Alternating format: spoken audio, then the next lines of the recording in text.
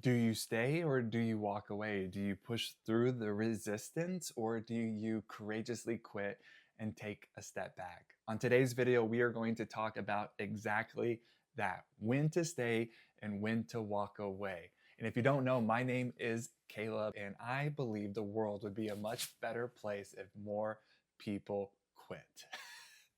And what I really mean by that is if more people walked away from the things that they've outgrown. So let's get into it. Now, obviously, if you are in a situation where you're asking yourself this question, do I stay or do I walk away?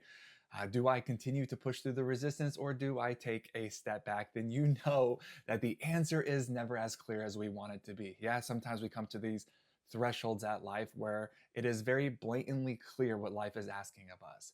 But then there are these moments that seem to be the really bigger moments in life that are just full of a lot of tension that we don't actually know what the right move is. And there's a part of us that thinks that we should maybe stay and it could work out. And then there's probably a part of us that also believes it's time to walk away. And when those two parts are at odds or there's a conflict, right, we feel divided down the middle and we're living in a lot of ways with what is known as split energy. And when you're living with split energy and divided down the middle, yeah, it is easy to feel a lot of internal pressure and a lot of tension in your life, which inevitably it can lead to a lot of suffering. And the real tragedy around this is you're just delaying the decision that you need to make in order to move your life forward, whether that is staying or whether that is walking away. And what I have realized through my several different seasons of life where there have been endings and new beginnings and navigating this exact situation, whether it was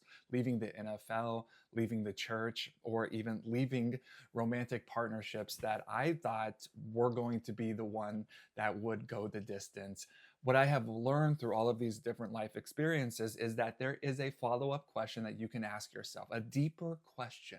And if you're willing to be honest with yourself, undoubtedly it will provide you with the insight and the clarity that you need to better understand what move is right for you. And before I get into that question, I want to give you a little bit more context where it came from. Several years ago, I was watching a show on HBO Max called Industry. And on this show, not to go into the details around it, there was a main character in the show who was talking about potentially leaving this very coveted position, this role as an intern in a very prestigious investment bank in downtown London. And again, a very coveted position. There's limited numbers of them, and a lot of people are trying to get them. So to leave it doesn't really make sense. And she's having this conversation with a coworker telling her that she's processing this decision around leaving. And the coworker cannot fathom why she would do such a thing.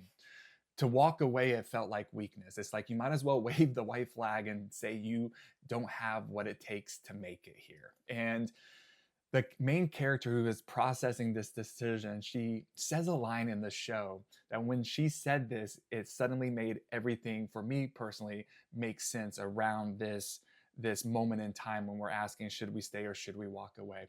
And she said, I know that if I walk away, there's a part of me that will stay here forever. But I know that if I stay, there's a part of me that would leave forever. And I think that's the more important part. Let me just say that again because it's just too good. Okay. She says, I know if I walk away, there's going to be a part of me that stays here forever. But I know that if I stay in this and if I don't walk away, there's going to be a part of me that I lose forever. And that is the more important part. I just think it is such an invaluable lesson that we have to learn, that we have to be willing to end the things that need to end, right, before they end parts of us that we might not ever get back. And that's the real tragedy of staying in something that you know you've outgrown and you just refuse to walk away.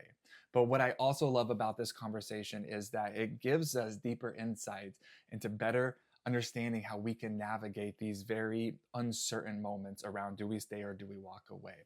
And what you have to really understand is that when you're inside of this experience, there is going to be a death of some sort, and not a physical death, but a metaphorical death. And what I mean by that is if you stay in what is, okay, whether that's a job, a relationship, whatever it might be, if you stay in what is, you have to realize that what could be will die. Okay.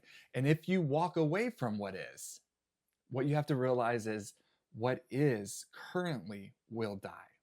So whether you stay, what will be will die. But if you walk away, what is will die. And so the point that I'm trying to make is dying, it's inevitable. There's going to be a dying that takes place. And what we have to do, our job when we come to this moment, is we have to choose the dying that makes us bigger, not the one that keeps us small.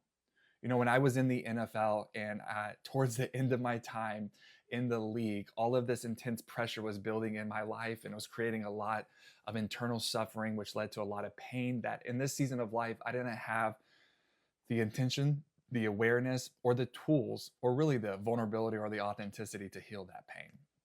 And I was just bottling it all up and I started to cope with it in really unhealthy ways. And I got to the point of kind of realizing that if something doesn't change and change soon, it's only a matter of time before life as I know it will be forever changed. And that brought me to a moment in my life of realizing that it was probably time to walk away. But football wasn't just a game. It was my way of surviving my life. It was the way that I found acceptance and belonging and ultimately love. It's the only way of life that I had ever known. And so to walk away, it just didn't seem like a viable option. In so many ways, it felt like a death. Like the game wasn't just ending. There was a version of me, an identity that I had been tethered to for as long as I can remember, that would also be ending. And that was just a really hard concept for me to grasp. And so I continue to try to hold on and to push through the resistance and to push through the pain day after day.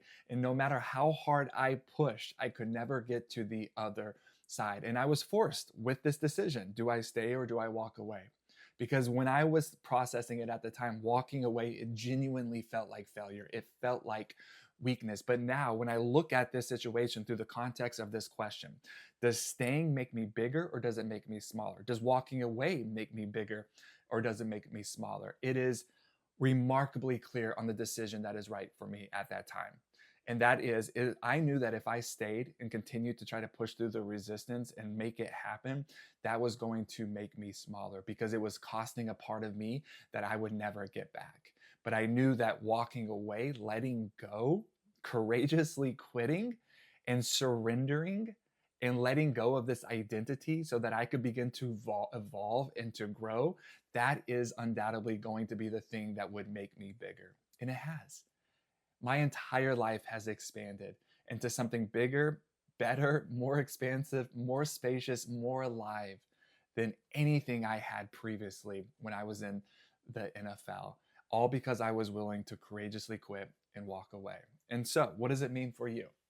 If you are navigating a situation where you're asking, do I stay or do I walk away?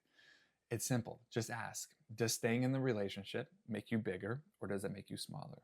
Does staying in the church make you bigger or does it make you smaller? Does staying in this friendship make you bigger or does it make you smaller? Our job is to choose the path that makes you bigger, not the one that keeps you small. If that helps, go ahead and push that subscribe button because I would love to see you around here more. And if you are on the path of courageously quitting something in your life, nobody can do that journey for you. That's the path you have to walk yourself. But I just hope you know that you do not have to walk it alone. I am so glad that you are here.